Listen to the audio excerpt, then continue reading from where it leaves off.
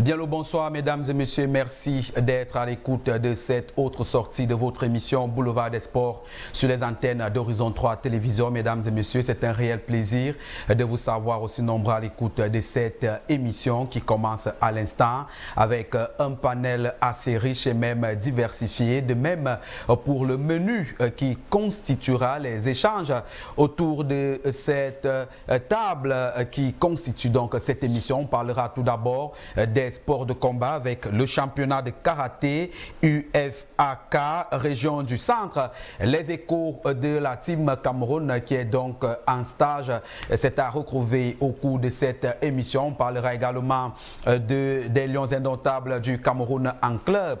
Les performances des Lions indomptables du Cameroun en cette fin de saison, c'est à retrouver au cours de cette émission, tout comme les échos autour du camp de vacances organisé donc par l'Académie olympique de Meyo, le point sur les préparatifs ainsi que les dernières actualités autour de ce camp de vacances dans deux ateliers, notamment le football et même le basketball. C'est à retrouver au cours de cette émission qui débute à l'instant. On ne va pas oublier de mentionner en thématique centrale le sujet autour de l'Assemblée générale extraordinaire de la Fédération camerounaise de football tenue samedi dernier du côté du centre technique de la FECAFOOT au quartier Oja, avec des résolutions qui ont été prises.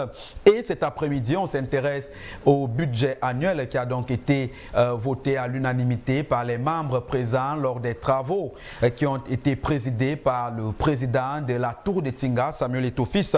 On en parle au cours de cette émission au même titre que l'actualité autour de ces championnats, comme je le disais, le championnat d'Afrique zone centre de karaté, sans oublier les différentes rubriques de votre émission, la découverte qui reviendra sans doute sur ce jeune gardien qu'on va vous présenter au cours de cette émission. On parlera également des échos de la Guinness Super League qui tire déjà pratiquement à sa fin.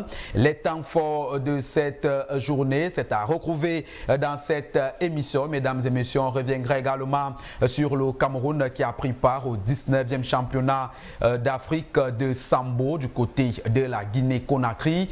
Le bilan, c'est à retrouver également dans les échos des arènes en précisant que cette émission est donc en direct sur la page officielle Horizon 3. Vous n'avez qu'à taper sur votre smartphone et vous aurez en intégralité cette émission.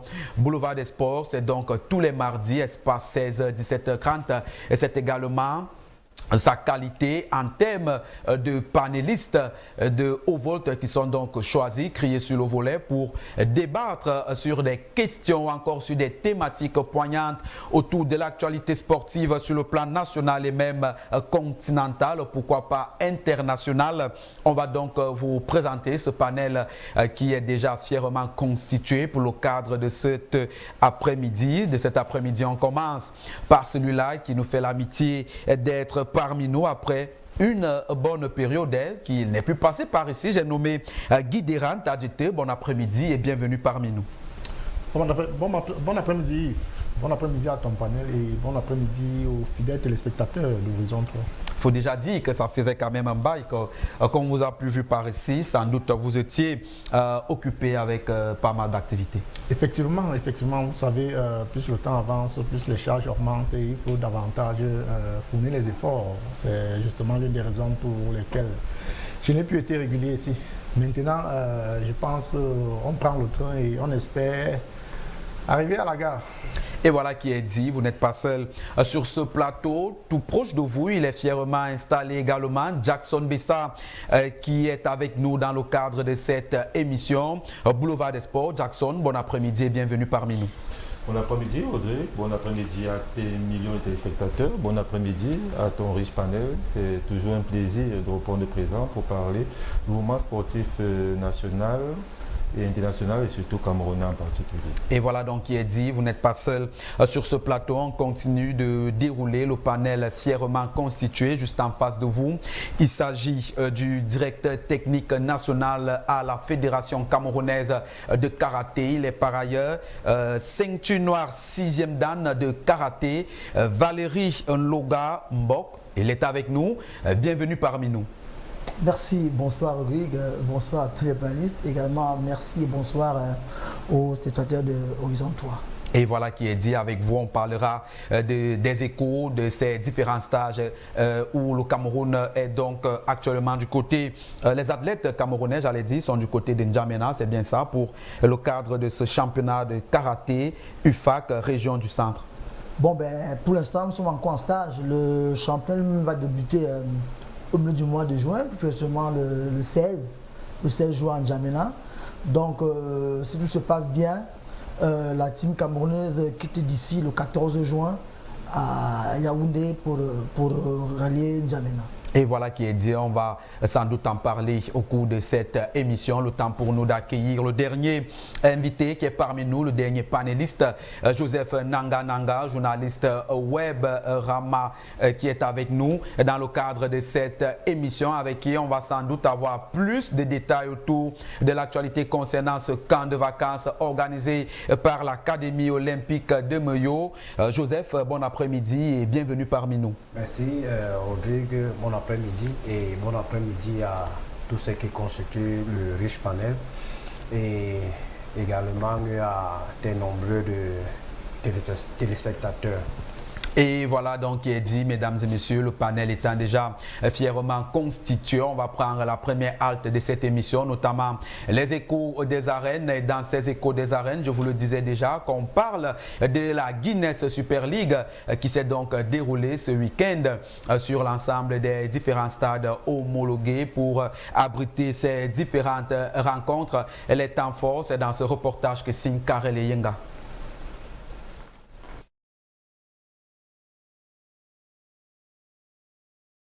La 19e journée de la Guinness Super League a tenu toutes ses promesses avec des rencontres riches en intensité et en surprise. Vision Football Academy de Bamenda s'est imposée face à Caïman Filles de Douala sur un score de 2-1. Tandis que l'équipe Football Filles A, quant à elle, survolait son match en écrasant AS Awa sur le score sans appel de 5-1. FC Eboulova a également brillé en battant Jalsport Academy 2-1. Cyclone FC a créé la surprise en s'imposant 1-0 face à Amazon Fab de Yaoundé. Éclair Football Filles de Sa a arraché une victoire spectaculaire 3-2 contre Authentique Ladies de Douala. Enfin, Itambon FC a pris le dessus sur Louvre Mimprof avec un score net de 2-0. Au classement général, FC Eboulova conserve la tête avec 49 points, talonné de près par l'équipe Football Filles qui totalise 48 points. Amazon Fab de Yaoundé complète le podium avec 38 points. Au bas de l'échelle, la situation se complique pour Caïman Filles de Douala, 11e avec 16 points, et AS Awa, lanterne rouge avec 10 points. Une journée marquée par des performances décisives, alors que la lutte pour le titre et le maintien s'intensifie à l'approche de la fin de la saison.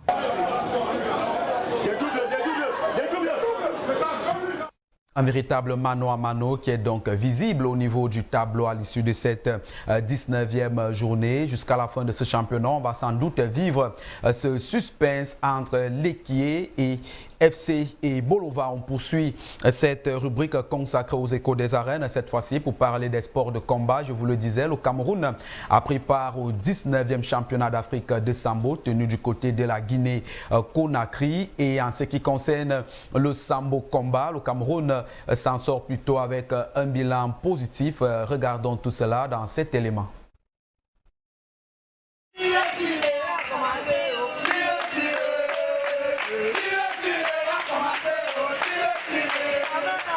Ces chants des lions indomptables de Sambo traduisent la joie et la satisfaction à l'issue de la belle performance enregistrée lors des championnats d'Afrique de Sambo tenus en Guinée-Conakry. La team Cameroun, constituée de 12 athlètes, a pris part à la compétition dans 11 catégories pour un travail laborieux auréolé de 11 médailles, dont 5 en or. Un résultat satisfaisant pour le président de la Fédération camerounaise de Sambo. Positif parce qu'il y a eu une évolution sur la qualité technique et la qualité même de la compétition, à savoir qu'au résultat final, on se rend compte qu'il y a de nouveaux pays qui ont émergé, parce qu'à l'époque, la compétition se jouait entre le Maroc et le Cameroun.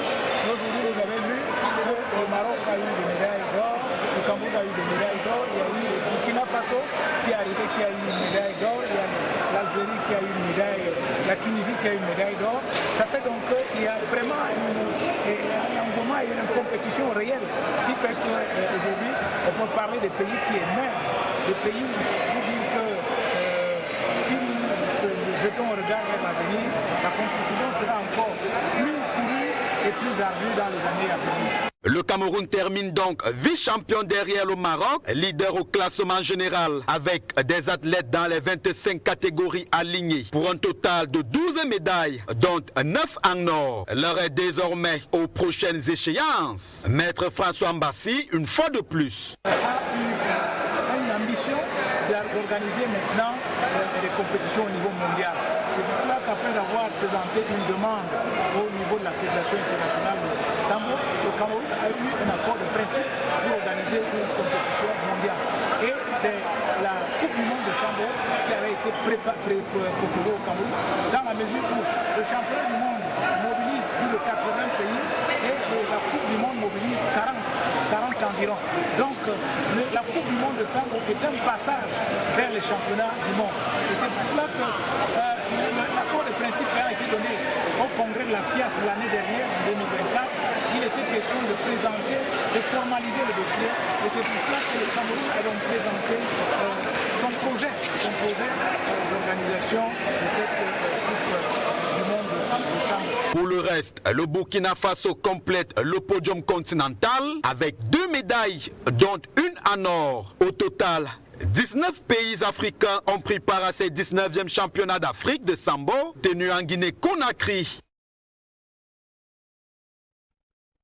Et à côté du Sambo combat, il y avait également le Sambo Beach qui constituait ces 19e éditions des championnats d'Afrique de Sambo tenus du côté de la Guinée-Conakry où le Cameroun a également pris part. Regardons plutôt. 6 athlètes camerounais de Sambo ont participé à la compétition et ont réalisé une performance impressionnante. 4 des athlètes, Tombo Julien dans la catégorie des plus de 98 kg, Tadjouka Frank dans la catégorie des moins de 88 kg, Meyong Ondoa Frank dans celle des moins de 64 kg et Kamsou Gladys dans la catégorie des plus de 88 kg tirent leur épingle du jeu et remportent des médailles d'or dans leur catégorie respective. De quoi hisser le drapeau camerounais haut et faire sonner l'hymne du Cameroun.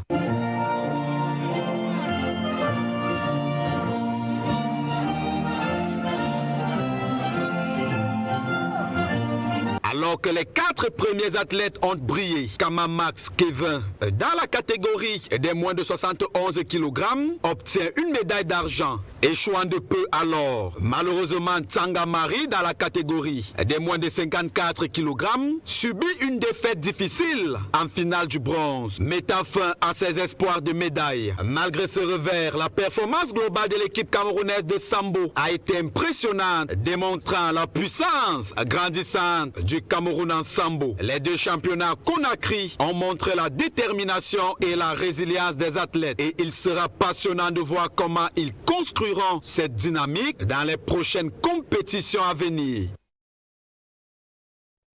Et voilà donc qui marque la fin de cette rubrique consacrée aux échos des arènes. Et vous l'aurez sans doute compris, le Cameroun qui était donc lancé sur pratiquement tous les fronts ce week-end a pratiquement remporté, on va le dire ainsi, à 80% sur les résultats qui sont donc visibles et palpables sur le terrain. Et si on restait donc d'abord sur le football, sur le plan local avec vous Guy Desrands, vous avez sans doute regardé avec beaucoup d'intérêt cette 19e journée de la Guinness Super League qui a livré sa copie ce week-end avec ses résultats et on se rend compte qu'au niveau du haut du classement, FC Bolova, l'équipe reste toujours avec ce mano à mano, tandis qu'au bas du classement, on a des équipes telles que Caïmanfi de Douala et puis Aessawa qui sont pratiquement destinées à la relégation. Effectivement, les 19e juniors se sont joués sur 2 jours. Je pense que c'était le 22 et le 23. Oui. 22 et 23, effectivement. Et on a pu observer que jusqu'à présent, rien n'est encore clairement décidé. entre l'Equié Football Filles et Bolova, qui sera champion, puisque à moins de 3 journées de la fin, il y a une différence de 1 point qui les sépare. Ça veut dire que ça pourra se jouer peut-être jusqu'à la dernière journée du championnat. Ce qui peut-être ne s'était pas souvent très observé. Ce qui ne s'est pas souvent fait observer en Guinée Super League. Par contre, quand on regarde le bas du tableau, on a l'impression que les équipes du littoral ont presque signé un pacte avec le bas du tableau. Parce que vous allez voir que, hormis l'équipe d'Awa, on a Caïman qui pourrait être relégué, exactement comme Authentique ou alors Cyclone. Oui. Toutes ces équipes sont au bas du tableau et il ne reste plus que 3 journées. Nul n'avait été peut-être la maladresse d'Awa en début de saison. Peut-être que cette saison, 2 équipes du littoral allaient descendre. Une façon de dire que de plus en plus, les équipes du littoral ne parviennent pas à sortir de la tête de l'eau. Si par exemple, il faut regarder aussi chez les garçons en Elite One, vous savez qu'actuellement, Union de Douala est très mal placé sur le tableau. Il pourrait aussi descendre. Une façon de dire que les équipes du littoral doivent se ressaisir et peut-être faire bonne figure pour les saisons prochaines. Faire bonne figure pour les saisons à venir dans le cadre de ces différents championnats. Jackson Bessa, on a comme l'impression que la saison sportive 2024-2025 en Guinée Super League, notamment le championnat professionnel féminin du Cameroun, attire plus de monde au regard de l'adversité à quelques journées de la fin, comme on le dit. On ne sait pas encore véritablement qui sera sacré champion. Est-ce qu'on peut se dire aujourd'hui, au regard de ce scénario, que voilà, le football féminin gagne déjà en intensité? Le football camerounais, notamment dans notre championnat, a toujours gagné en intensité et a toujours été rude, dur et beau à voir. Vous savez, quand on ne jouait pas chez les hommes, on pouvait avoir ce réconfort-là chez les femmes, même dans les équipes nationales, et ça se voyait. Mais nous voyons cette année un championnat très serré. Oui. Bon, je n'ai jamais caché de quel côté penchait mon intérêt et mon cœur, notamment l'Equié Football Filles. Oui. Qui est classé deuxième. Deuxième, et c'est pratiquement un miracle en voyant qu'elles sont juste à un seul point du club de Bolova. Donc, ce championnat se joue malgré tout ce qu'il y a autour. Peut-être on en reparlera dans la thématique principale. Oui. Mais ça se joue et les filles font très bonne et belle figure. On espère juste que notre championnat, qui devient déjà très compétitif sur le plan local, va porter ses fruits pour que nous soyons aussi bien dans les équipes nationales. Parce qu'on voit que ça se manifeste, mais ça ne se représente pas dans l'équipe nationale, que ce soit dans toutes les différentes catégories. Parce qu'il y a même des catégories où, notamment, on voulait 10 équipes. Pratiquement 10 équipes pour la Coupe du Monde, où le Cameroun n'a pas pu se qualifier en Afrique. C'est un peu dommage, mais on voit des jeunes joueuses qui sortent déjà pratiquement à la tête de l'eau, qui jouent parfaitement bien et qui réussissent à prendre des galops et des bouteilles au sein de ces différentes équipes. On espère qu'elles ne seront pas attirées par les sirènes de l'extérieur pour aller évoluer. Bon, ça va quand même enrichir notre équipe nationale, mais le championnat sur le terrain se joue et il se joue très bien. Et voilà qui est dit, peut-être avant de parler de cette équipe nationale de football avec les performances des Lions Indomptables en club ce week-end. On va également permettre aux autres invités de coller un mot sur cette pause, sur ces échos des arènes.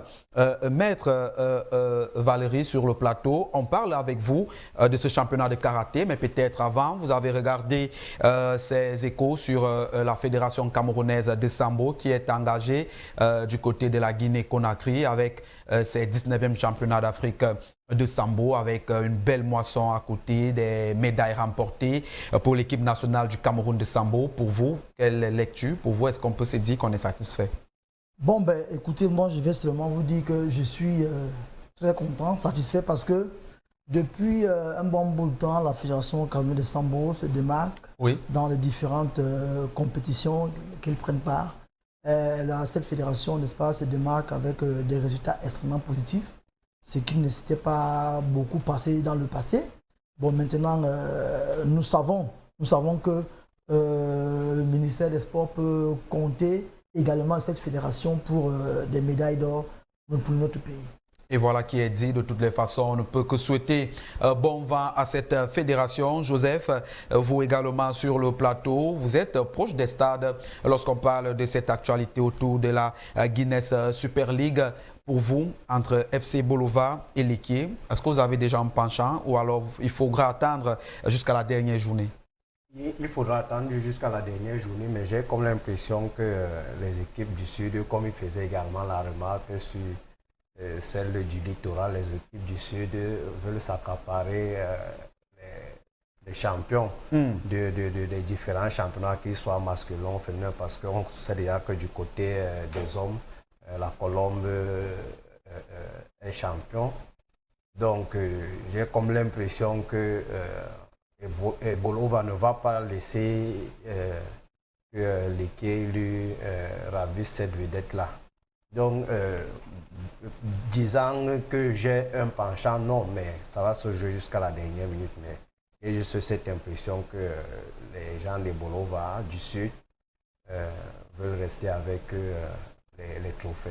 Et voilà qui est dit. De toutes les façons, on en saura un peu plus dans ce qui reste, dans le cadre de cette Guinness Super League. Pour ce qui reste des journées, nous sommes pratiquement rendus à quelque chose comme moins de 2 journées, moins de 3 journées par là, en tout cas, avant la fin de cette saison en cours. Le temps pour nous de prendre cette première pause actu qui s'intéresse à la performance des Lions Indomptables en club. Dans cette partie, on s'intéresse notamment à ceux qui ont pu sublimer dans le cadre de cette saison qui est pratiquement achevée sur le vieux continent. On commence avec le cas de Franck Zambo Anguissa qui est donc sacré champion d'Italie avec son équipe Napoli, et c'était donc du côté de l'Italie, vous l'aurez compris, Franck Zambo Anguissa qui parvient à hisser haut le drapeau camerounais dans le cadre de cette saison du côté de l'Italie. Et grâce à ce titre, il faut déjà le rappeler, il parvient également à se qualifier pour la Ligue des champions européennes de football pour le compte de la saison à venir. Mon cher Jackson Bessa, on peut quand même être fier d'avoir cette grosse performance de la part du milieu de terrain camerounais. Vous savez, le parcours des Zambo, c'est un parcours d'un joueur qui me plaît. Formation, le championnat local. Oui. Il se manifeste maintenant avec cette belle réussite. C'est son 2e Scudetto après avoir gagné, toujours avec Naples. C'est une équipe qui a été bien construite. On n'a pas vu cette équipe venir puisqu'on savait que le favori de ces championnats, c'était l'Inter de Milan. Vous avez vu qu'ils ont recruté, Romelu Lukaku est venu, il est quitté de la Roma pour renforcer l'attaque de cette équipe. Il y a des joueurs qui sont partis. On a pris un joueur qui était pratiquement à l'ombre du côté de Manchester United, qui a marqué, je pense que lui a marqué le premier but lors du dernier match, Scott McTominay, l'Écossais, qui est venu renforcer le milieu de terrain avec Franck Zambo Anguissa. On a vu qu'Antonio Conte, lui aussi, après avoir gagné avec l'Inter, a pris Naples. Il a essayé de forger cette équipe-là. On a des joueurs qui sont partis, ils ont perdu Vara, puisque c'est un nom difficile à prononcer, du côté du Paris Saint-Germain, mais ça n'a pas enlevé la dynamique de cette équipe. Et on a vu ce championnat se jouer jusqu'à la dernière journée. Et Zambo Anguissa a été impeccable cette saison, malgré quelques différentes et petites blessures. On va juste saluer cette grande performance. Et ça faisait longtemps qu'on n'avait plus un Lion Indomptable champion. Félicitations à Franck Zambo Anguissa. On espère que il va élever le niveau, soit peut-être passer un cap en changeant de club, ou alors essayer de performer en Champions League cette fois-ci avec le FC Napoli. Et justement, il faudra donc compter sur lui pour performer en Ligue des champions européennes de football. Guy Déran également en commentaire sur Franck Zambo Anguissa. Pour vous, est-ce que c'est un titre qui vient confirmer tout ce gros travail abattu depuis le début de la saison? C'est vrai qu'on voyait déjà l'Inter de Milan, comme le disait Jackson, sur ce plateau. Ce que je constate, c'est que ce titre va énormément lui faire plaisir. Ça va peut-être lui faire gagner en confiance. Quand on sait que l'équipe nationale, parfois, elle était critiquée au regard de la venue de ces jeunes joueurs qui sont percutants. Avec l'avènement de ce titre, je pense qu'il sera un peu plus stable. Il aura un peu... je ne sais pas s'il peut parler de notoriété quand on sait qu'il fait quand même partie des anciens. Toujours est-il que la concurrence devenait de plus en plus rude. Donc j'espère qu'avec ce titre, il pourra véritablement prendre ses responsabilités et faire davantage triompher le drapeau national. Et faire triompher le drapeau national, même si nombreux sont ceux qui estiment déjà qu'il sera sans doute le successeur d'Aboubacar Vincent en termes de capitanat. Ça, on attend encore de voir. Ce n'est pas à nous de décider. Joseph, également, sur ce cas de Franck Zambo Anguissa, le volume de jeu qui monte et on a la consécration avec ce titre remporté. Pour vous, est-ce qu'on peut se dire satisfait à la fin de la saison avec ce titre remporté? Oui, je pense que quand on est champion, il n'y a pas quelque chose qui couronne ça après avoir joué un championnat. Donc je pense qu'on est satisfait. Et comme le disait tantôt mon confrère de l'autre côté, on souhaite que cela lui apporte plutôt une confiance en soi et qu'il prenne ses responsabilités pour mener à bien le milieu du terrain de l'équipe nationale avec ces jeunes qui le bousculent sérieusement en termes de performance. Et puisque vous parlez de ces jeunes qui bousculent en termes de performance, on va évoquer le cas de Carlos Baleba également qui a frappé fort ce week-end avec Brighton. L'émergence d'un maître du milieu de terrain, c'était donc ce week-end avec Carlos Baleba. On compte exactement 52 ballons touchés et un taux de réussite élevé de 86% sur ses 36 passes. Et sa contribution à la fluidité du jeu fut donc indéniable pour son équipe. Au jour d'aujourd'hui, est-ce qu'on peut déjà se dire qu'au milieu de terrain camerounais, désormais, on pourra compter sur ces deux perles, notamment Carlos Baleba, Franck Zambo Anguissa, peut-être avant de voir qui viendra compléter? Présentement, je ne pense pas que le Cameroun pourrait être en manque de milieu de terrain au regard de ce qu'on a produit au cours de ces 3 dernières années. Je pense que s'il y a un compartiment qui est compact, c'est le milieu de terrain. Maintenant, il va falloir trouver les pairs. Vous savez, vous pouvez être deux grands joueurs, mais vous ne vous entendez pas convenablement. Donc, il va falloir trouver les pairs qu'on va devoir associer lors des grands matchs. Et voilà donc qui est dit, on va évoluer dans cette première thématique consacrée aux performances des Lions indomptables en club ce week-end. On s'intéresse au cas du gardien Fabrice Ondoa également qui a frappé fort de son côté avec ses différents titres remportés. Fabrice Ondoa qui devient le tout premier gardien camerounais à réussir un quadruplé historique en Europe au cours d'une même saison puisqu'il aura remporté du côté de la Lettonie, le championnat letton, la coupe lettonne, la super coupe lettonne ainsi que la super coupe de Livonie qui oppose le champion de Letton au champion de la Lituanie. Et grâce à cet exploit, il a déjà pratiquement tout gagné en Lettonie. Lui qui envisage également de nouveaux défis à l'avenir. Mon cher Joseph, est-ce que vous voyez ce gardien de but camerounais, champion d'Afrique 2017, sorti de ce championnat, notamment, pourquoi pas, aller dans un championnat un peu plus relevé? Oui, c'est ce qu'on lui souhaite. Qu'il soit dans un championnat qui lui donnera encore un peu plus de visibilité, oui. Qui lui donnera encore un peu plus de notoriété et qui ferait peut-être qu'il soit de retour sollicité de plus en plus avec l'équipe nationale. C'est ce qu'on lui souhaite. Et voilà qui est dit, Jackson. Vous savez, mon papa me disait soit quand j'étais petit, à vaincre sans péril, on triomphe sans gloire. Pour moi, ça me fait mal de voir tout ce talent-là en Lettonie. Il aurait pu avoir une carrière exceptionnelle, notre cher Fabrice Ondoa, mais il se retrouve aujourd'hui en Lettonie. Et on connaît que ce championnat, ce n'est pas l'un des top championnats du côté de l'Europe. Vous avez parlé de la Lituanie tout à l'heure. On ne sait pas si sur ce plateau, quelqu'un pourrait donner un 3 clubs de la Lituanie. C'est un peu triste pour moi de voir ce jeune aller tuer autant de talents dans un championnat comme... je pense qu'il joue à Riga, si je ne me trompe pas, Riga FC.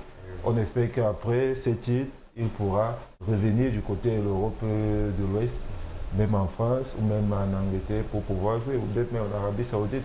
Parce que là, le championnat dans lequel il tombe, c'est un championnat qui ne pèse pas vraiment. Donc pour moi, c'est un peu difficile de donner un avis sur Fabrice Ondoa parce que j'ai mal de la carrière du joueur qui aurait pu vraiment être à un niveau très exceptionnel et stratosphérique. On parle quand même d'un champion d'Afrique en 2017 qui était parmi les meilleurs gardiens d'Afrique qui se retrouve aujourd'hui à jouer dans ce genre de championnat. Pour moi, c'est un peu triste. Donc félicitations à lui pour les trophées, mais il doit revenir dans un championnat compétitif et essayer de bousculer la hiérarchie au niveau de l'équipe nationale. Ah, voilà donc qui est dit, Guidera également, peut-être un commentaire. Là, on a quand même une courbe ascendante de la part du gardien camerounais. C'est la vérité, c'est le constat que nous faisons. Nous savons qu'après 2 ans passés en Lettonie, il a quand même grandi, que ce soit en termes de qualité de jeu ou alors en termes d'aura. Il a quand même participé à l'Europa League, une compétition qui est réservée à des joueurs qui jouent quand même le haut niveau, même si en Lettonie, le championnat n'est pas relevé.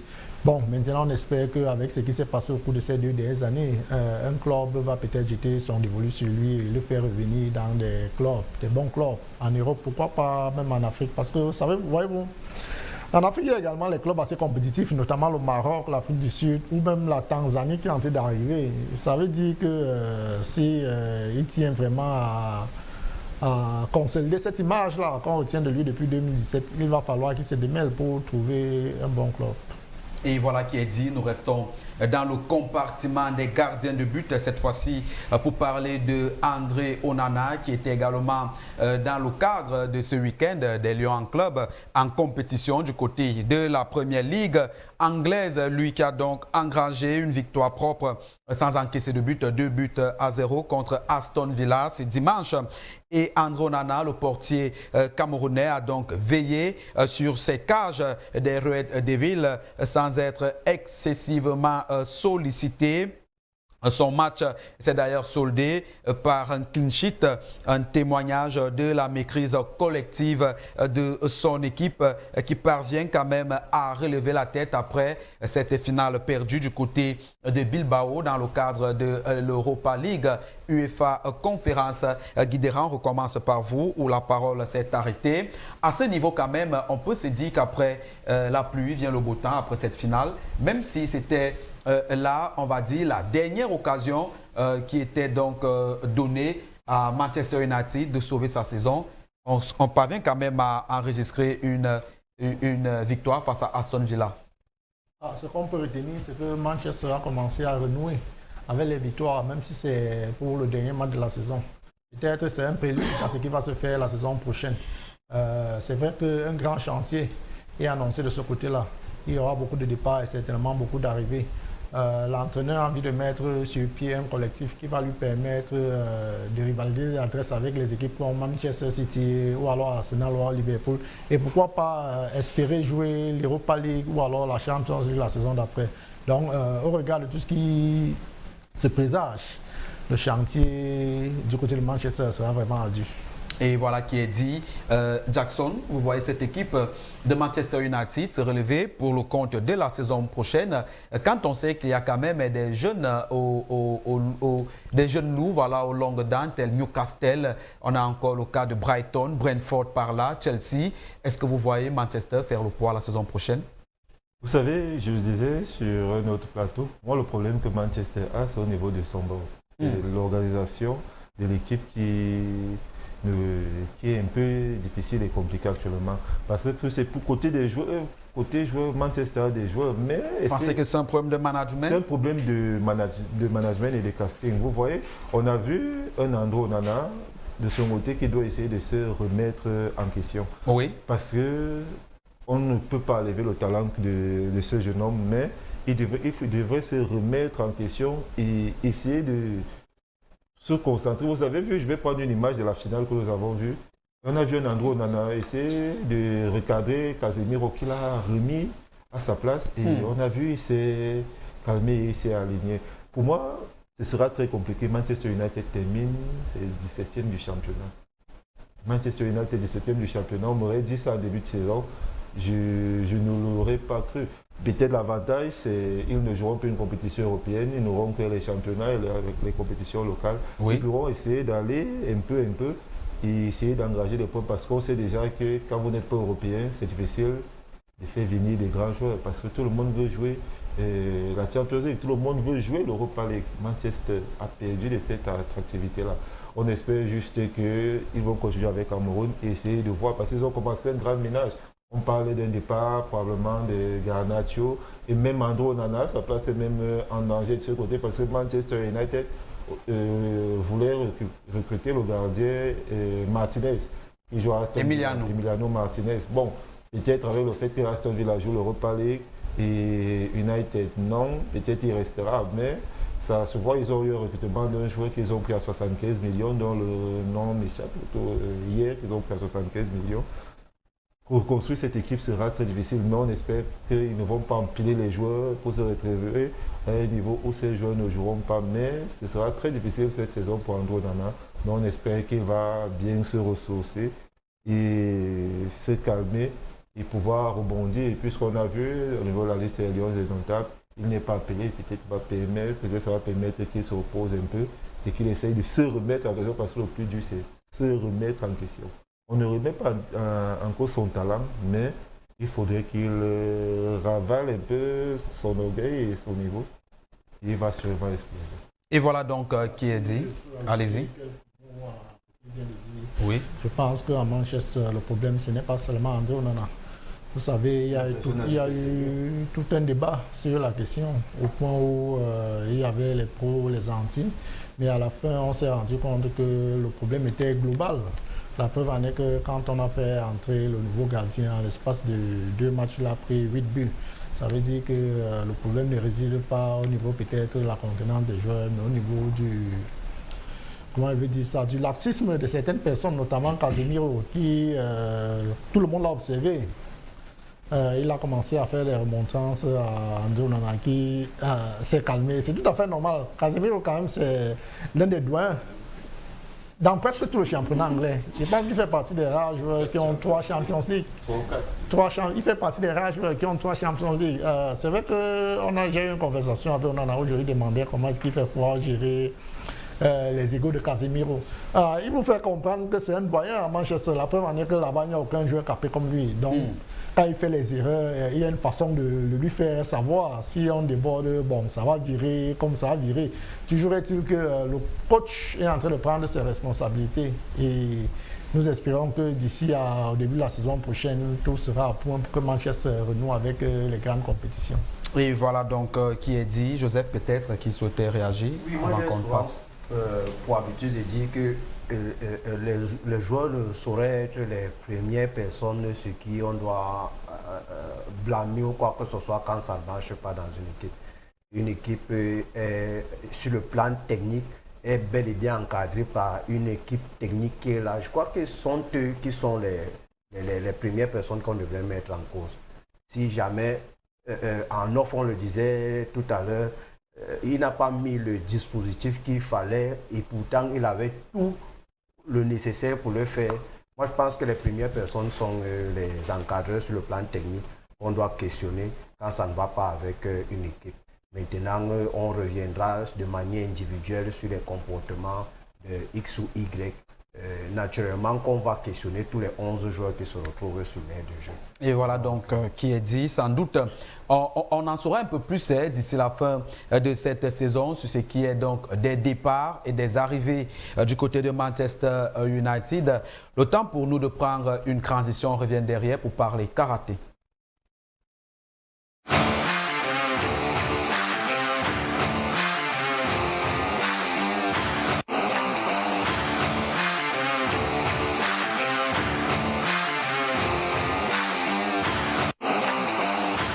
Bon retour sur le plateau, mesdames et messieurs, de Boulevard des Sports. Vous êtes bel et bien en direct sur les antennes d'Horizon 3 Télévision. L'émission s'appelle Boulevard des Sports. Après la performance des Lions indomptables en club passé ce week-end, on s'intéresse donc à l'actualité autour du karaté. Voilà, j'y arrive avec ce championnat de karaté UFAC, région centre, qui est donc annoncé. Et dans le cadre donc, ou alors en prélude à ce championnat, il se trouve que des athlètes camerounais sont donc en stage du côté de N'Djamena au Tchad. Et pour en parler sur ce plateau, il est avec nous. Maître Valérie, une fois de plus, bienvenue parmi nous.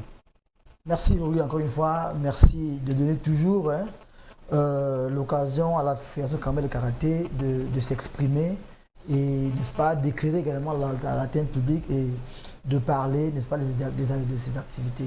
Alors, lorsqu'on parle de ce stage préparatoire, qu'est-ce qu'on devrait déjà retenir pour ce qui est du point des préparatifs?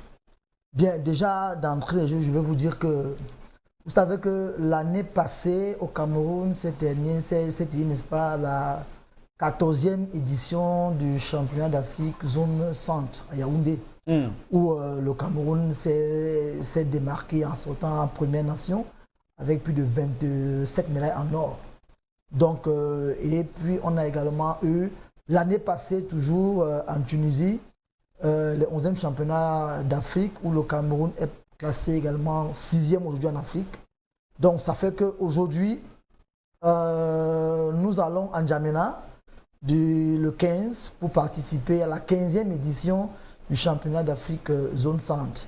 Il y aura également lieu à N'Djamena. Donc les athlètes sont à l'heure actuelle en stage externe.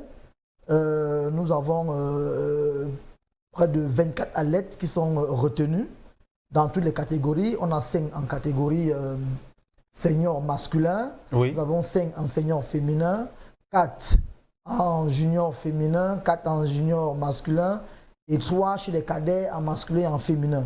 Derrière tout ça, nous avons également mis au-dessus de ces 24 athlètes 15 spirites, c'est-à-dire les gens qui sont là pour les faire travailler et qui ne sont pas les moindres parce que aujourd'hui, voyez-vous, la Fédération camerounaise de karaté, depuis quelques années, a mis sur pied un championnat à 3 journées pour essayer, n'est-ce pas, de dégager un champion pour que, c'est vrai qu'aucune œuvre n'est parfaite, mais pour qu'on puisse quand même être sûr de la capacité, n'est-ce pas, de pouvoir représenter le Cameroun. Donc, en dessus de ça, on a également convoqué les 2e et les 3e pour essayer de faire travailler les champions. Et on va voir durant le stage, qui n'est pas encore acquis, durant le stage, on va voir l'équipe des 3, l'équipe des 2 va vraiment se démarquer pour représenter le Cameroun. C'est pour signaler que dans le karaté, à ce niveau-là, on a un représentant par catégorie. Donc, vous voyez que c'est pour cela que les critères de sélection sont souvent un peu rudes, parce qu'il faut vraiment qu'on fasse des efforts pour sortir le meilleur par catégorie, que ce soit en combat ou en kata. Et voilà donc qui est dit pour cette première prise de parole. Est-ce qu'au niveau du travail qui est déjà abattu, c'est vrai que vous avez fait montre de différentes conditions, voilà, qui seront assez serrées pour déceler déjà qui va représenter le Cameroun dans ces différentes catégories. Est-ce qu'on a des noms qui reviennent? Est-ce qu'on a déjà une sorte de caricature? Alors, si on pouvait lire dans la boule de cristal, est-ce qu'on peut déjà s'imaginer qui pourrait sortir véritablement de cette zone ou alors on ne devrait pas encore en arriver là? Bon, ben, je vous ai dit que le Cameroun était leader en titre, était champion d'Afrique centrale en titre. Oui. Ça veut dire que nous s'en va pour défendre le titre. Voilà, nous allons défendre notre titre. Et nous avons des athlètes qui l'année dernière étaient juniors, qui sont montés seniors. Oui. Nous avons des athlètes l'année dernière qui étaient cadets, qui sont montés juniors. Mais dans tout ça, nous avons également des athlètes qui étaient cadets, qui sont cadets, qui peuvent encore, n'est-ce pas, nous faire rêver. Nous avons le petit Ngemo qui est très en forme à l'heure actuelle. Nous avons Dassi Yuan qui est là. Nous avons, bref, nous avons des athlètes sur lesquels, n'est-ce pas, nous pouvons véritablement compter pour ces 15e championnats d'Afrique zone centre à N'Djamena. Et voilà donc qui est dit, on tient à rappeler qu'ils sont donc exactement 39 athlètes qui sont en stage du côté de la ville de N'Djamena. Vous restez avec nous sur ce plateau dans le cadre de cette actualité. Le temps pour nous d'amorcer également une autre actualité qui nous intéresse ce jour. Il s'agit de ce camp de vacances organisé par l'Académie olympique de Moyo pendant cette période de vacances en football et même en basketball. Question déjà d'occuper les enfants pendant cette période de vacances. Et pour en parler, il est avec nous sur ce plateau, Joseph Nanga. Qu'est-ce qu'on devrait déjà comprendre? Quel est le but recherché? Quelle est la visée? Et comment on travaille de ce côté pour déjà mettre sur pied ce camp de vacances 2025? Oui, merci Rodrigue pour la parole donnée pour parler de ce camp de vacances. Alors le camp de vacances olympique de Moyo, il a déjà débuté, lundi. Oui. Oui, et puis il va s'achever le 29 août. Alors, premièrement, le but est l'encadrement des enfants pendant la période des vacances. Vous savez comment il est difficile de pouvoir les encadrer avec tous ces vices qui minent notre société. alors on encadre les enfants. Et maintenant, le domaine dans lequel nous pouvons les encadrer est celui-là où nous avons des connaissances dans le sport et olympique de Meyo, notamment dans le football et le basketball. Pour cette troisième édition, on leur donne les bases, premièrement. Oui. C'est le divertissement, les bases. On a des coachs qu'on ne présente plus, Sylvain Sioué, qu'on connaît très bien, Marie-Louise également, qui est là avec une licence BCAF, je crois bien. Donc, ils seront là pour donner des bases aux enfants. Et le deuxième volet qu'on recherche, c'est détecter. Parce que c'est à l'intérieur de ces enfants que nous encadrons souvent pendant les camps. Nous détectons ceux qui ont des prédispositions pour pouvoir soit jouer au foot, soit au basket. Et puis, comment je vais dire, on va vers les parents, on leur fait comprendre, écouter. Très souvent, on invite même les parents à venir assister à ces matchs, qu'eux-mêmes ils voient ce que leurs enfants développent. Et donc, premièrement, on encadre. Deuxièmement, on est dans la diversion, dans la détection. La détection. Ouais. Et voilà qui est dit au jour d'aujourd'hui. Est-ce qu'on peut déjà avoir une idée de comment on fait pour ceux-là qui regardent à la maison et qui souhaitent prendre un repas? Est-ce qu'il se fait déjà tard? C'est la question que je voulais poser. Non, pas du tout. Il ne se fait pas tard. Quand on sait que vous avez lancé hier, lundi, voilà. Oui, hier. Non, il ne se fait pas tard. Au contraire, actuellement, là, c'est encore tout timide parce que les enfants n'ont même pas encore pris les bulletins. Mais du côté de l'enregistrement, puisqu'on communique là-dessus depuis sur les pages d'Olympique de Meyo, avec Sporama également, nous communiquons là-dessus. Donc, les inscriptions se sont faites et se font toujours actuellement. Les parents continuent à enregistrer les enfants. Donc, nous avons des numéros de téléphone s'il y en a qui veulent le 697 64 54 60. Donc, ils peuvent appeler là pour prendre d'amples informations. C'est vrai que nombreux à la maison et même sur ce plateau, sans doute, se posent la question de savoir si toutes les conditions, notamment de sécurité, sont réunies pour rassembler tous ces enfants pendant cette grande période de vacances. Sans doute, peut-être des questions? Peut-être pas les questions. Je pourrais simplement louer l'initiative parce que, vous savez, c'est toujours important de savoir que pendant les périodes de vacances, nous avons des personnes qui pourront encadrer nos enfants pour qu'ils ne se retrouvent pas à faire des choses qui pourraient nous faire regretter en septembre quand l'école va recommencer. Donc je salue l'initiative mise en place par le groupe, l'Académie Meyo. Oui. Et voilà donc qui est dit. Jackson, peut-être également une réaction?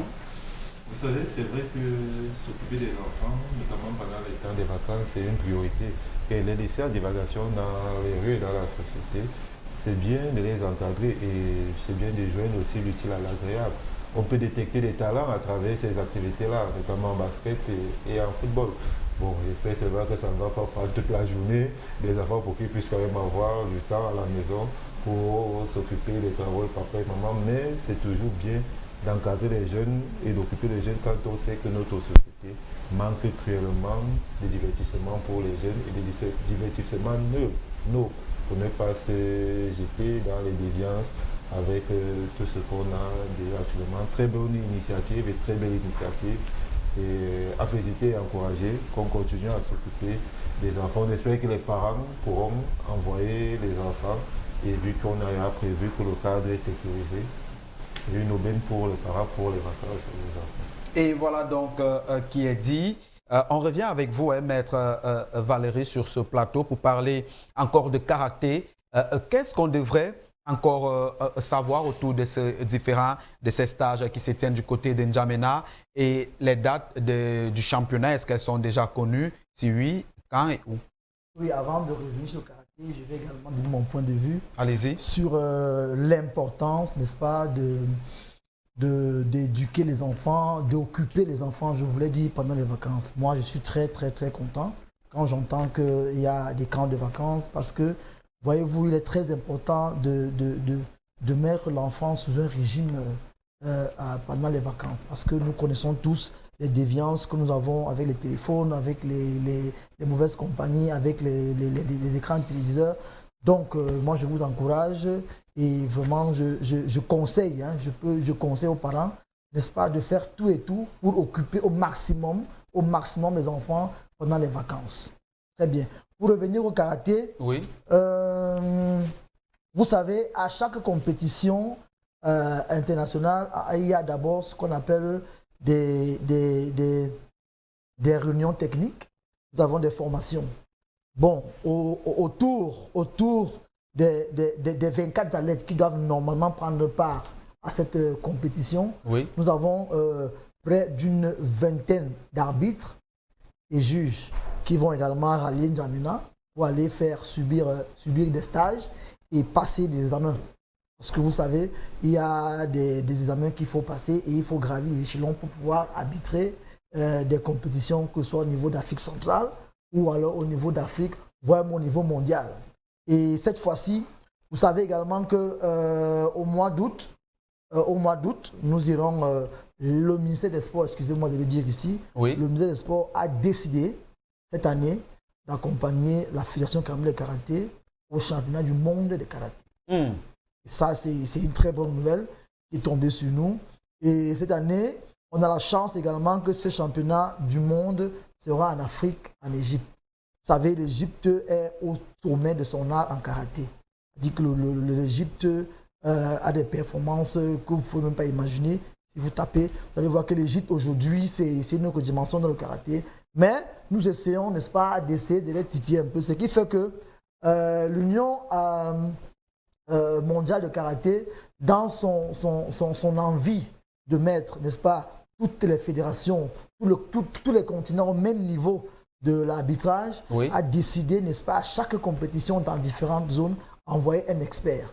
Et rassurez-vous, cette année, en N'Djamena, ils ont décidé d'envoyer un Égyptien, Atan Farouk, oui. Qui est un expert mondial d'arbitrage, qui viendra entretenir et faire passer, n'est-ce pas, des niveaux aux arbitres. Il sera assisté de l'Algérienne Zahir Agir et, tenez-vous tranquille, de la Camerounaise Marie-Caroline Gonon, qui est arbitre mondial de karaté.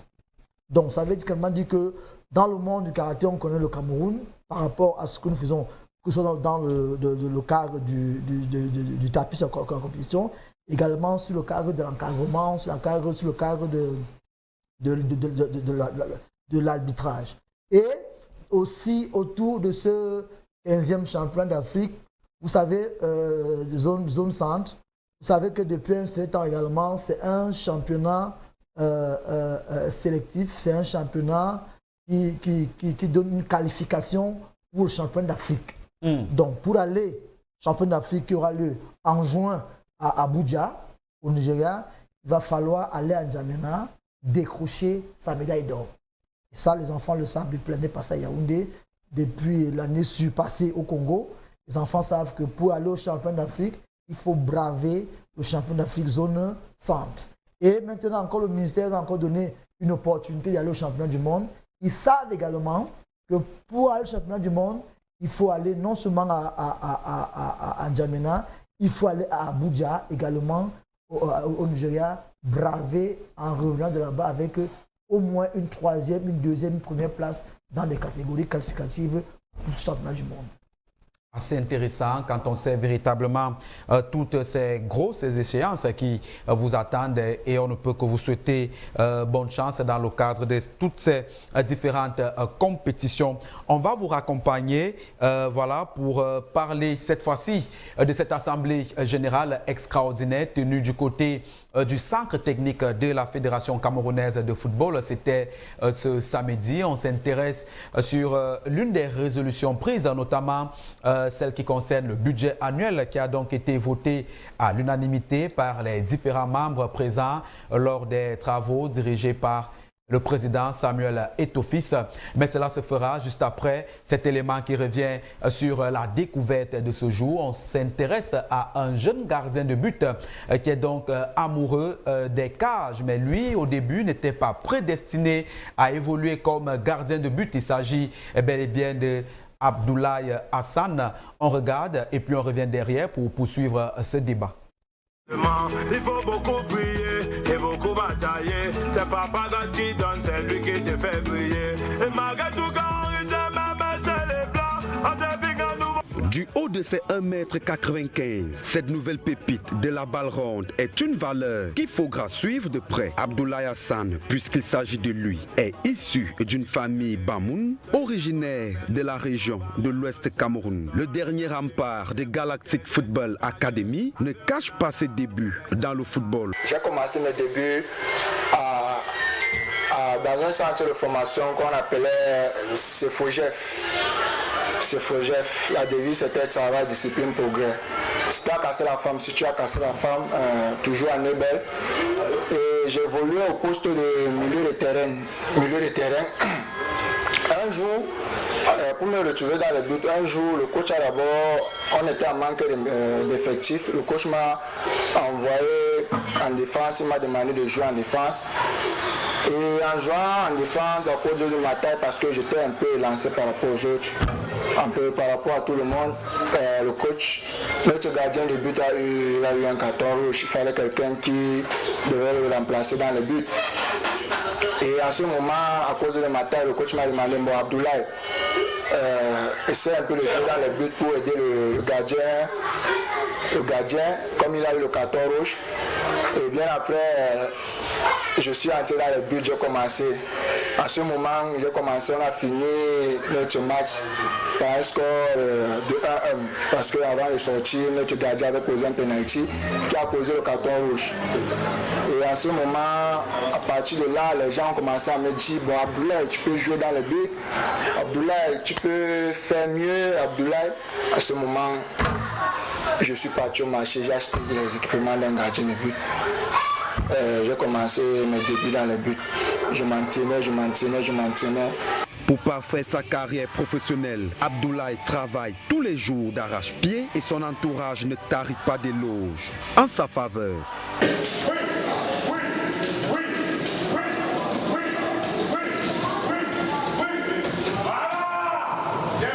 Le petit Abdoulaye, c'est un enfant qui est arrivé au quartier il y a pas mal de temps. Il est très assidu dans son travail, il est quelqu'un qui n'a pas de mauvaise compagnie jusqu'à présent. J'admire beaucoup son comportement parce que derrière sa petite timidité se cache quand même un gars assez exemplaire. Ses atouts techniques ne souffrent de rien, à en croire son staff.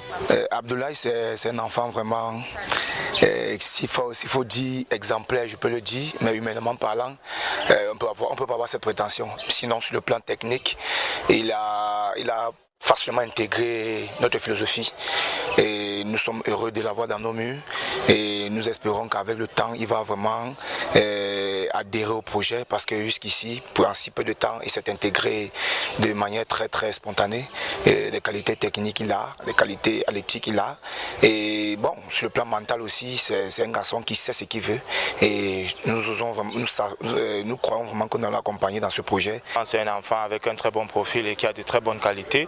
Il a une très bonne taille pour un gardien de but. C'est un gardien de l'avenir parce qu'il fait déjà 1,95 m et il a 18 ans. Et il a un très bon profil, ce qui fait qu'il joue très bien des pieds et il a de très bons arrêts au niveau des arrêts. Donc c'est un gardien prometteur. Cependant, son processus de formation n'a pas été un long fleuve tranquille. Ma formation dans les débuts, je voulais me lasser du poste parce que quand je m'entraînais, il y avait des jours où je rentrais étant fatigué, je frappais le corps au sol, il y avait les blessures. Et pendant les matchs, un jour j'ai joué un match, je suis sorti, 1 contre 1 avec l'attaquant, jeu aérien, il m'a piétiné la tête, je suis tombé, j'ai un peu perdu connaissance. Bon, bien après, les gens m'ont encouragé, les gens ont dit, bon, Abdoulaye, ça fait partie du travail, le mental, tu ne dois pas abandonner. Des difficultés, Abdoulaye en rencontre tous les jours. La pression du public, le sentiment que chacun d'entre eux apporte son avis, l'avis du public. Parfois, il y a la famille qui dit aussi, bon, le football, c'est pas pour toi, tu fais quoi dans le football, c'est un métier où ça ne va aboutir à rien, ça ne va pas t'aider. Je ne sais pas si tu as déjà vu un Bamoun de l'Ouest footballeur. Bon, de nos jours, on a eu la chance aussi d'avoir des grands frères comme Faris Mumbanya et des grandes sœurs comme Chouta Diarra. Cependant, sa détermination et son abnégation au travail sont ses sources de motivation.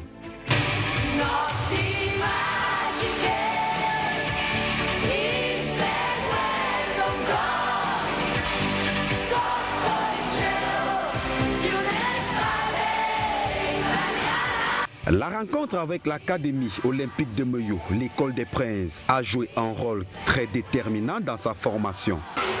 Bon, ma rencontre avec l'Académie olympique de Meyo s'est passée par un canal.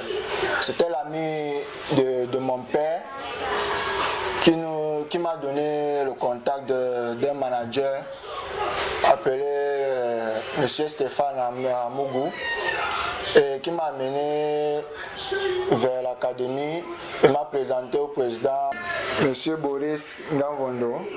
Le jeune Camerounais, âgé de 18 ans seulement, caresse déjà le rêve de performer du côté du vieux continent dans l'avenir. Et pourquoi pas ressembler aux lions indomptables qui font la fierté de sa circonscription telle Faris Pemi Mumbanya, Chout Njoyar Adjara et Simon Gapa Douedbou. D'ailleurs, aux Zambiennes, la valeur n'attend point le nombre d'années.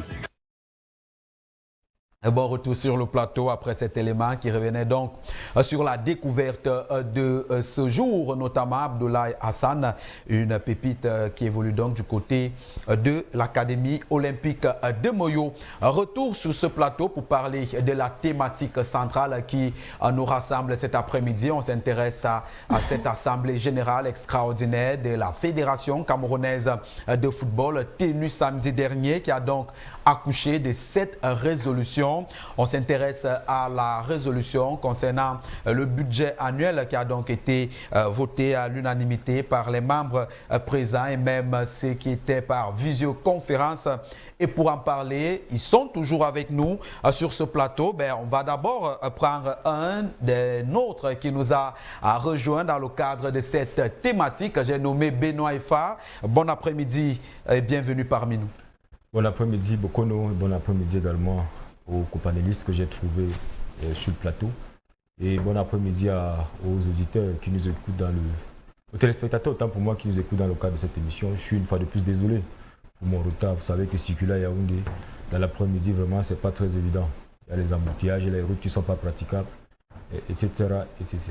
Et voilà donc qui est dit. Nous sommes contents en tout cas de vous avoir sur ce plateau dans le cadre de cette thématique qui concerne donc ce qui s'est passé ce samedi du côté du centre technique de la Fédération camerounaise de football au quartier Oja. C'était donc avec cette assemblée générale tenue de ce côté où on a vu notamment ce budget annuel qui a été voté à l'unanimité. Mon cher Guidéran, peut-être avant d'entrer de plein pied dans cette thématique, est-ce qu'on peut déjà se dire que c'était le moment important de tenir les travaux de cette Assemblée générale extraordinaire? Il fallait absolument. Vous savez, cette Assemblée a été reportée jusqu'à 2 fois. Donc je pense que pour la bonne continuité du fonctionnement de l'Africa Foot, il fallait absolument que les membres se retrouvent pour essayer de discuter sur un certain nombre de points.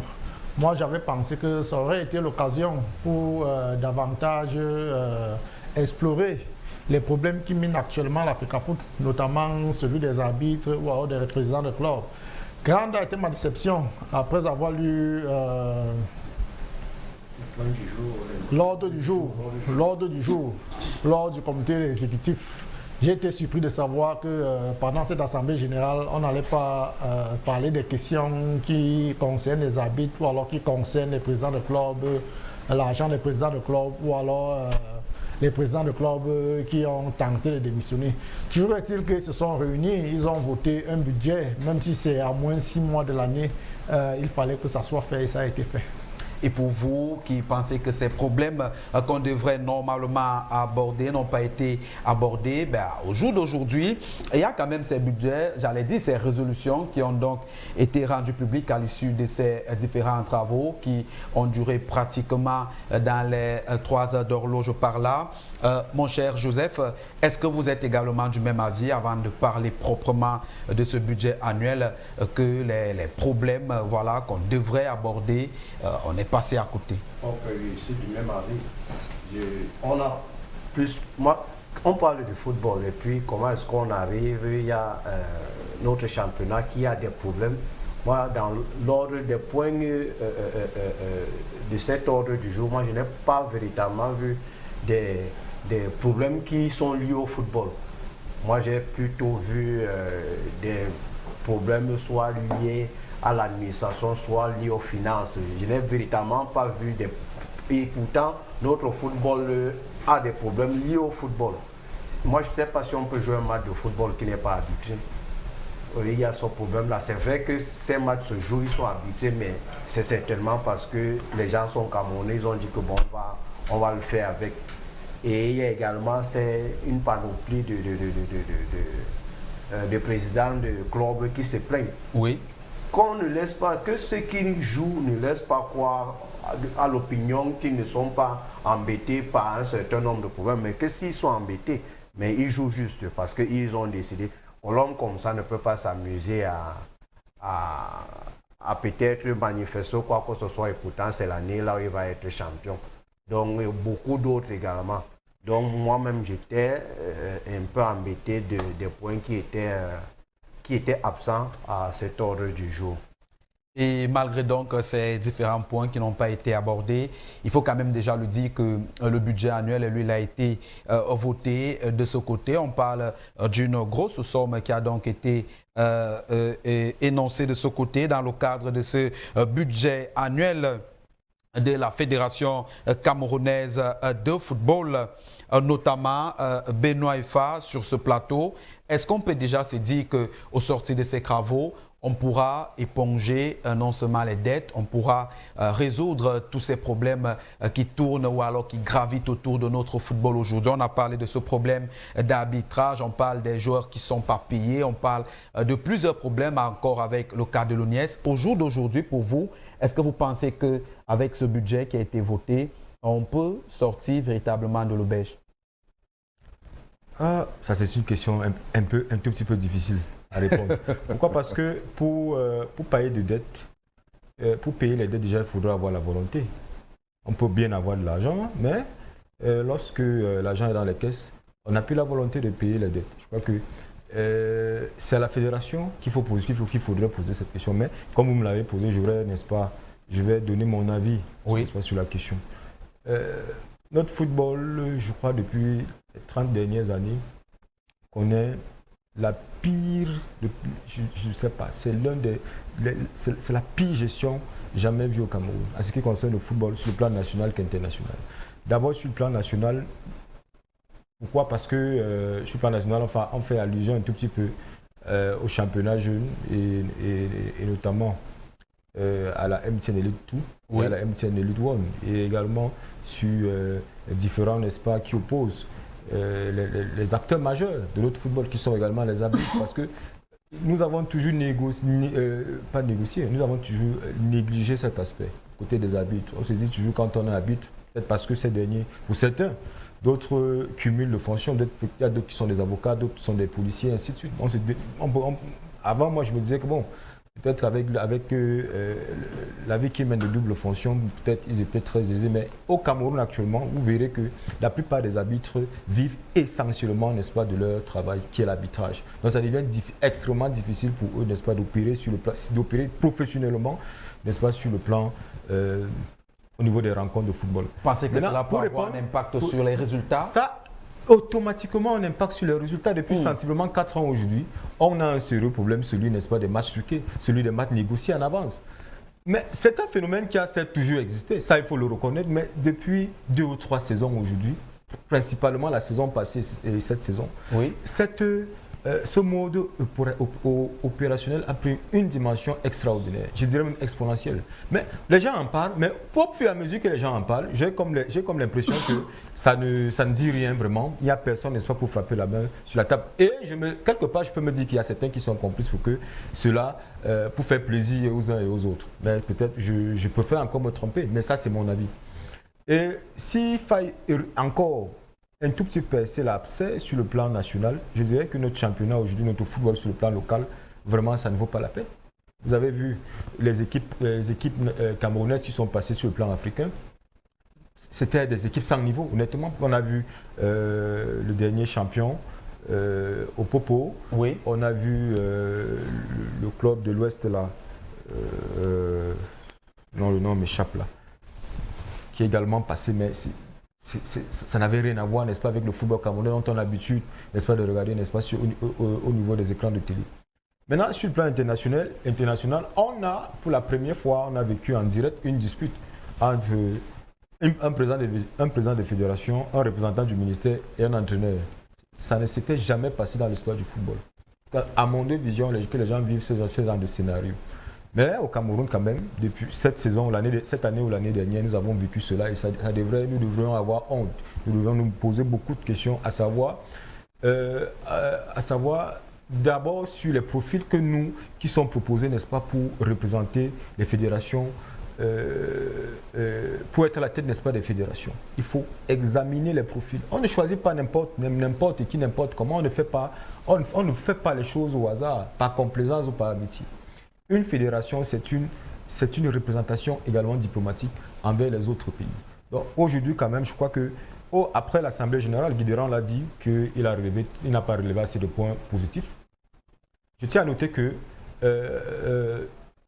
on ne pouvait pas évoquer les différents points que j'ai eu à illustrer tout à l'heure. Pourquoi? Parce que ça allait un tout petit peu aller, n'est-ce pas, contre le règlement, puisque dans le règlement, on dit interdit de faire, interdit de frauder, interdit de faire telle chose, interdit de faire telle chose. Mais si déjà, dans une assemblée générale, vous, les gars, on se permet d'évoquer, ça veut dire que quelque part, il y a anguille sous roche. Donc, c'est tout à fait naturel qu'on en parle. Moi, je suis d'accord avec eux. Parce qu'on allait se retrouver dans un autre Big Mac qui allait être difficile, n'est-ce pas, à résoudre. Maintenant, sur le budget qui a été voté, j'ai eu vent d'un montant de 7 milliards. Justement. 7 milliards et poussière. Bon, presque 8. Bon, 7 milliards et 100 millions. Voilà. Donc presque 8 milliards de francs CFA. La première question que je vais vous poser, c'est la suivante. Qui va financer un tel budget? Quelle est la durée du budget? Quelle est la durée, n'est-ce pas, du projet? Et quel est même le projet en question? Est-ce que la somme de 7 milliards et poussière, c'est pour éponger les dettes? Parce qu'il y a moins d'une semaine aujourd'hui, il y a une affaire de billets d'avion entre partenaires qui a surgi là, et ça une affaire de, je crois, près d'1 milliard de francs CFA qui concerne la fédération camerounaise de football avec une agence de voyage de billets d'avion. Donc, le montant demandé par l'agence en question était de 900 millions et poussière. Je me suis posé la question de savoir, c'est vrai que ça ne cadre pas avec le sujet, mais comment est-ce qu'ils ont fait pour descendre aussi bas? Comment est-ce qu'ils ont fait pour se retrouver à ce niveau où une fédération qui est une entité sportive très importante se retrouve à être endettée à un tel niveau?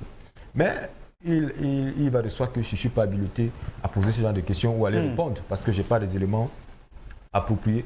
Mais je crois qu'à partir de ces 7 milliards, on pourra, n'est-ce pas, ils pourront, pas nous, ils pourront, n'est-ce pas, rembourser les dettes ou alors faire semblant de les rembourser, avancer, n'est-ce pas, pour que ce tumulte-là, ces mouvements de grève qui sont annoncés de part et d'autre, cessent un tout petit peu et que la fédération puisse retrouver, n'est-ce pas, ses lettres de noblesse. Et voilà donc qui est dit avec nous également, Jackson Bessa, autour de cette question. On peut quand même se dire que ce budget est assez conséquent au regard de tous ces problèmes. Ben, comme le disait encore notre panéliste Benoît sur ce plateau, est-ce que la volonté va y être pour éponger ou encore pour résoudre tous les problèmes visibles au jour d'aujourd'hui? Le problème avec la Fédération camerounaise de football, je le dis depuis, c'est au niveau des problèmes même à résoudre. Parce que pour moi, il y a des problèmes qu'on considère comme des problèmes qui ne sont pas des problèmes. Un budget de 8 milliards, pour moi, c'est largement suffisant. Le confrère parlait tout à l'heure, le Padès parlait tout à l'heure de qui va financer cet argent-là. Je pense que la fédération a des sponsors. Peut-être de toute façon, on ne dit pas combien les sponsors nous rapportent. Il peut avoir l'appui de l'État. Mais maintenant, c'est l'orientation de l'argent que nous avons dans les caisses. Pour moi, je suis toujours mal à l'aise et gêné quand je vois des présidents de clubs monter au créneau dans les médias et tout pour parler des subventions qui n'ont pas été payées, de l'argent qui n'est pas versé, pour parler des paiements des joueurs. Ce n'est pas la fédération de payer les joueurs. Quand on est dans un pays sérieux, et c'est le problème que nous avons au Cameroun, à l'époque de la LFPC, je le disais souvent au général Pierre Semengue, le fait d'avoir mis l'OP dans la LFPC, la professionnelle, a tué notre football. Le patriarche avait des bonnes intentions, mais il s'y est mal pris. On n'est pas un championnat professionnel, on est un championnat largement amateur. Le Cameroun, le problème avec le Cameroun, c'est qu'on se voit très beau et très grand. Quand vous regardez notre championnat, les professionnels, combien de joueurs ont des sièges, combien de clubs ont des sièges, combien de clubs ont des terrains d'entraînement. Par des sièges qui sont dans les mallettes. Dans les mallettes. Et même quand on donne les subventions là, M. Rodrigue, si l'État camerounais était rigoureux et sérieux, tous nos présidents des fédérations seraient en prison aujourd'hui. Que font-ils de l'argent que l'État leur donne comme subvention? C'est de l'argent public. On peut appeler ça détournement des fonds publics. Les joueurs ne sont pas payés. Les entraîneurs sont traités d'une certaine manière. Pour moi, c'est le réel problème qu'on a dans notre football. 8 milliards, c'est beaucoup pour le fonctionnement d'une fédération. Mais si dans ce fonctionnement, on prend l'organisation des championnats pour organiser le problème avec l'ONIES pour les stades et tout, payer les habits, parce que si ceux qui sont là pour, réguler les matchs sont en difficulté, on aura toujours les matchs truqués et ça va fausser le championnat. On doit commencer par la billet. Ça veut dire que si moi je ne suis pas payé et que vous jouez, vous venez me donner un billet de 10 000, mais je vais fauter. Et moi, c'est le problème que j'ai avec notre fédération. Oui. Et je le disais, j'ai toujours cette image du président de la fédération lorsqu'il a été élu, parce que moi je respecte ceux qui ont été élus. Il s'est mis à genoux devant certaines personnes. Je ne sais pas si vous avez vu cette image-là. Ouais. Il s'était mis à jouer devant certaines personnes. Et quand moi j'ai vu ça, j'ai compris qu'on court. Qu'il n'y avait pas eu élection, qu'il y avait une nomination. Non, pas qu'il y avait eu élection. Qu'il n'y avait pas eu élection. Pour moi, il y avait eu élection. Mais qu'il était redevable vis-à-vis de certaines personnes. Et ça l'a empêché à ce monsieur de travailler normalement. Et on connaît devant qui il s'est mis à genoux. Et on connaît cela. On connaît les postes qu'ils occupent. Juste, je vais un peu embrayer un tout petit peu dans le même sens que vous, si vous me permettez. Oui, en quelques secondes. Lorsque vous êtes candidat à une élection, vous devez avoir des alliés, vous devez avoir des gens sur qui vous appuyez. Mais quitte à vous, n'est-ce pas, lorsque vous êtes élu, de ne pas baisser la tête complètement. Parce que c'est un pan de l'histoire qui est très important. Si vous regardez un tout petit peu Colombe, honnêtement parlant, Colombe même honnêtement ne mérite pas d'être champion du Cameroun. Ça, je vous le dis honnêtement. Si vous regardez le jeu produit par Colombe, c'est vrai que d'autres me diront que quelle est cette équipe et comment on fait pour arriver au résultat. Et si je vais dans le sens, je vais chuter à ce qu'il a dit. Il a dit quelque chose de très important. Oui. Il y a l'élite du Sud qui a soutenu incroyablement le président de la Fédération camerounaise de football. Je vais nommer même l'ancien maire de Saint-Moulima. Aujourd'hui, je crois qu'il est dans le Sénat. Mais secrétaire, oui, à l'Assemblée. Il a, c'est dans sa résidence que se tenaient les réunions. Et si vous voyez aujourd'hui Colombe, les équipes du Sud, parce qu'il y a quelques années, il y a plusieurs années, le Sud n'avait pas de représentation, des représentants en élite. Oui, mais depuis qu'ils ont eu Colombe, et la montée de Colombe, aujourd'hui, pour moi, ce n'est pas un jeu d'hasard. Colombe est là aussi, pourquoi? Parce qu'il fallait faire plaisir à certaines personnes. Comme on a fait plaisir à la région du Sud-Est avec Opopo, c'est la même chose. Et vous allez, je vais sortir par là vous disant que Colombe sera champion d'ici quelques journées, parce qu'apparemment il y a 2 matchs qui doivent encore se jouer. Vous verrez que lorsqu'ils iront jouer les éliminatoires, les barrages, n'est-ce pas, pour la compétition africaine. Oui, africaine. C'est là que vous allez vous rendre compte que Colombe n'est pas une équipe de football, c'est une équipe de quartier où vous retrouvez des gens. Et je vous dis la vérité, vous allez vous rendre compte qu'au Cameroun, on ne sait pas jouer au ballon. Vous verrez les équipes du Niger, les équipes du Mali, les équipes de la Côte d'Ivoire, du Sénégal et malmenées, que ce soit en aller. Mais en même temps, tout ça, c'est un problème d'organisation. Pour moi, Colombe, c'est un club qui est, au niveau de sa structure, moi, je suis étonné. J'ai connu Colombe il y a plusieurs années, quand c'était encore Colombe de Saint-Mélima avec Henri de Lessiane qui était maire. Pour moi... Jai Lobo.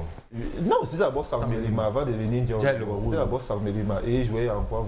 Il y avait beaucoup de problèmes avec les gars de Bolova qui étaient fâchés de voir Colombe venir jouer. Il y a eu cette union nationale, c'est devenu Colombe du Sud, où ça se voit, ils sont en train de travailler. Et le problème de la compétitivité de Colombe, ça ne dépend pas de Colombe, ça dépend de notre championnat. Notre championnat est faible. Il est très faible et excessivement faible. Et ça se voit avec nos équipes, c'est pour ça qu'on n'arrive pas à briller sur le plan national. Moi, je le dis toujours, le président de la fédération, dans son cahier des charges, cahier déposé, il avait dit, même si on joue un championnat à 5 équipes, il faudrait que les 5 équipes qui soient là soient professionnelles. Ça ne se passe pas. Et ça ne se voit pas. Moi, j'ai été déçu de l'Assemblée générale de samedi parce qu'on n'a pas laissé l'abcès. On a vu juste une blessure qui avait la gangrène. On a pris un sparadrap, on a mis dessus. Mais on continue de pourrir à l'intérieur. Pour moi, il faudrait qu'on arrête d'abord le championnat. Le championnat reste non arrête. Et on met un budget. Une équipe qui doit jouer en première division doit avoir tant de budget. On peut même dire 200 millions. Parce que même les 50 millions de subventions qu'on donne, vous voyez une équipe comme Coton Sport de Garoua. Si on donne à Coton Sport de Garoua 50 millions, ils vont voyager, ils vont venir à Yaoundé, ils partent au sud. Ça ne fait même pas 3 journées. Et c'est fini. Si une équipe n'a pas un budget pour venir jouer le championnat, qu'elle ne joue pas. Je ne suis pas sûr que Horizon 3 qui est là attend le financement de l'État pour payer ses emplois ou bien pour émettre. Et c'est la même chose avec nos clubs. Nos clubs ne doivent pas bloquer les championnats à cause d'un argent qui n'est pas là. Et pour moi, c'est pour ça que j'ai dit cette Assemblée générale m'a largement déçu parce qu'on n'a pas posé et parlé des vrais problèmes. On parle de l'argent, mais comment cet argent serait utilisé, on ne nous dit pas. Et voilà donc qui est dit, Guy Deran. Au regard de ce qui est dit sur ce plateau, est-ce qu'on peut déjà se dire que du côté des clubs proprement parlant également, un doigt accusateur devait être pointé ou alors c'est tout simplement la Fédé qui est passée à côté du vrai problème? Il n'y a pas que la Fédé, encore moins les clubs. Je pense qu'on a déjà eu à discuter sur cette question dans ce plateau, où je faisais remarquer qu'il faudrait que l'État, la fédération et les clubs se mettent ensemble pour donner plus de moyens et de visibilité à notre championnat. Vous dites qu'il y a une ingérence du ministère. Mais que voulez-vous d'autre? Est-ce que la fédération n'a pas d'argent? C'est l'État qui a l'argent.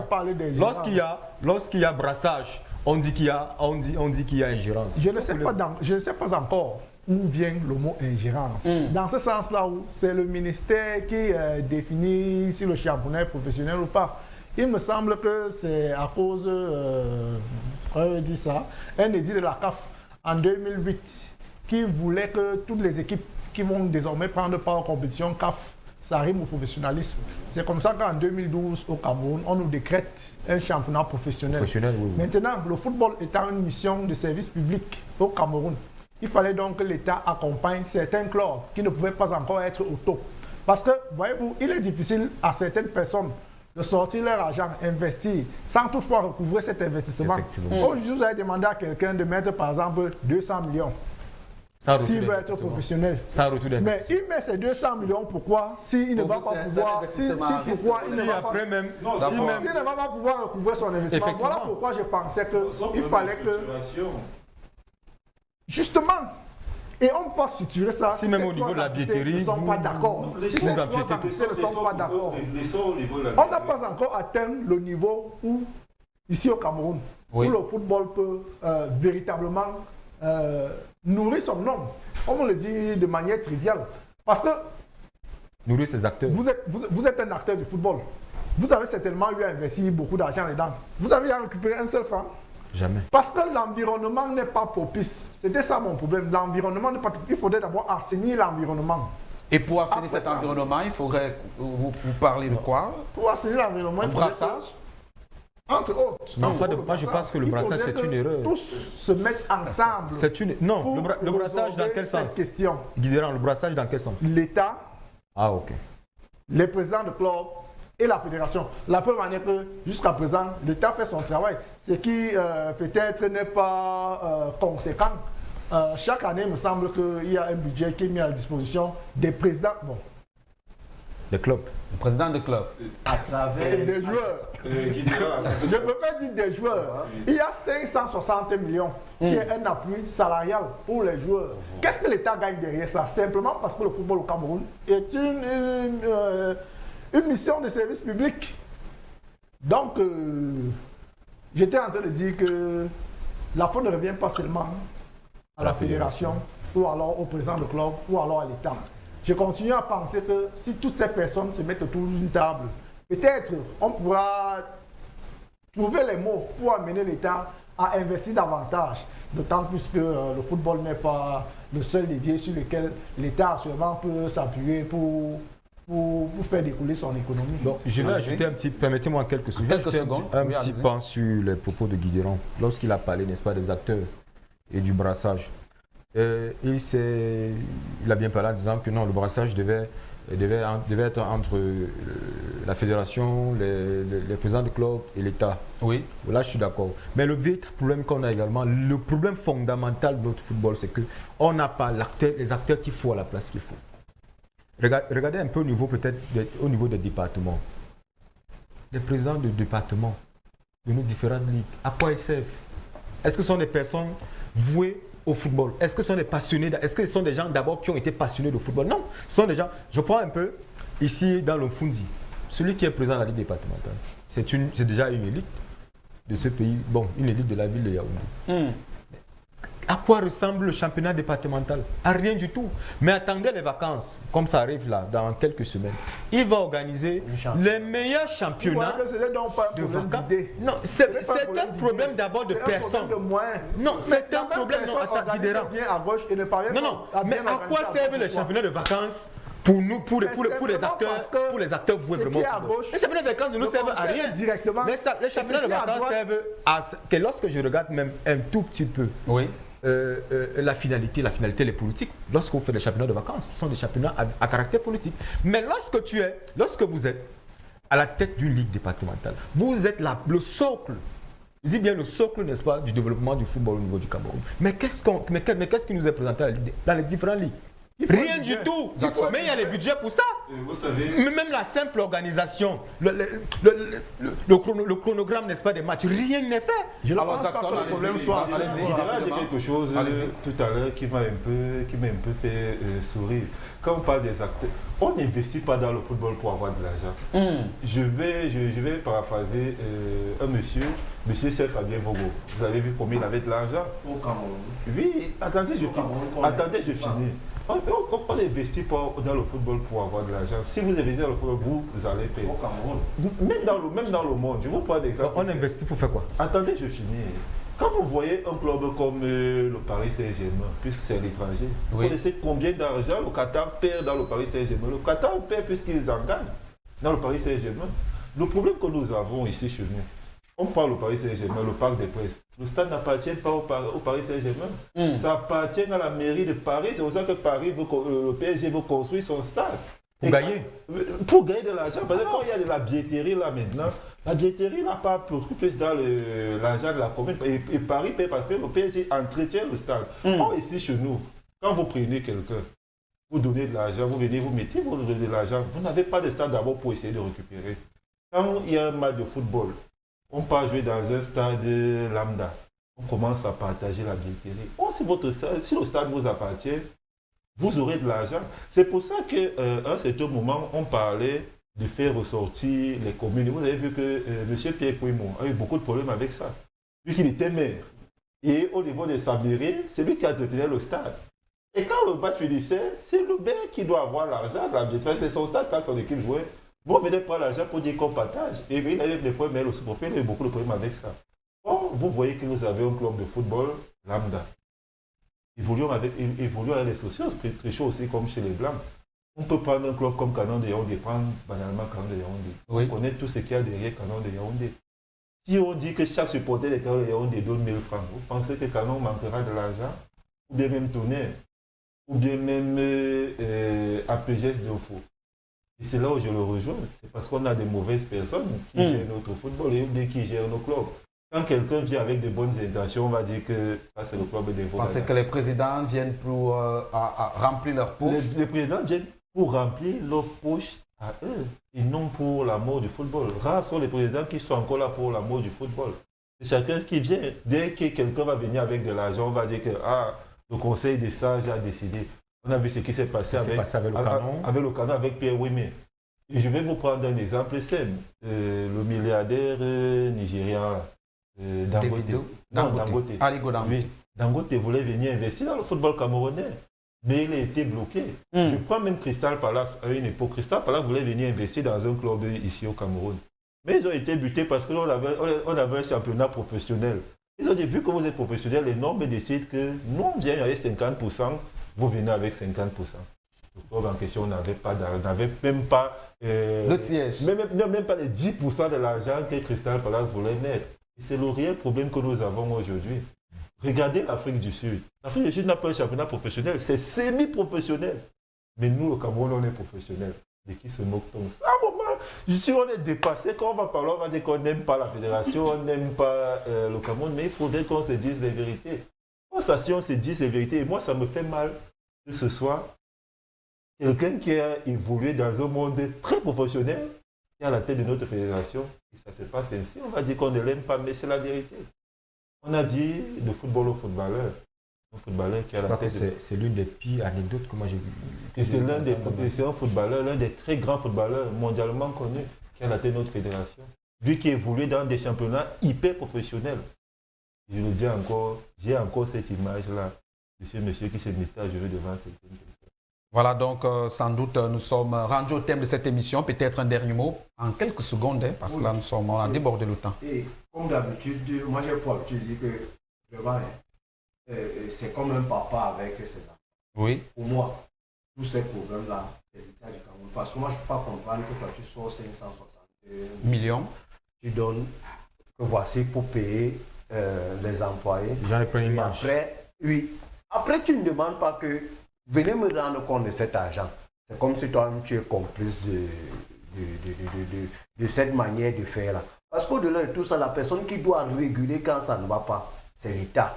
Qu'elle prenne ses responsabilités. Le ministère des Sports. Maintenant, moi, je ne connais pas quelles sont ses véritables missions. Je ne sais pas si parmi, ce n'est pas sa mission d'être regardant. Les moyens sont sortis pour ça, pour ci. On va trouver les footballeurs là qui ont passé toute une saison, ils n'ont pas, le salaire n'a pas été viré. Mais lui, il a pris son argent, il a donné que payer les footballeurs.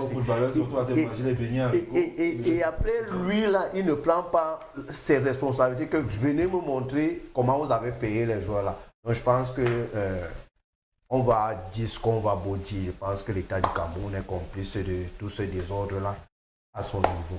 De toutes les façons, on aura sans doute l'occasion d'en parler encore sur les différents plateaux, que ce soit ici même ou encore dans le cadre de Horizon Sport. Mesdames et messieurs, c'est ici que s'achève ce programme. Merci de nous avoir suivis. On se dit à très bientôt dans le cadre d'une autre sortie de votre émission Boulevard des Sports, qui, loin d'être un combat, demeure un débat. Bien le bonsoir à tous et à toutes.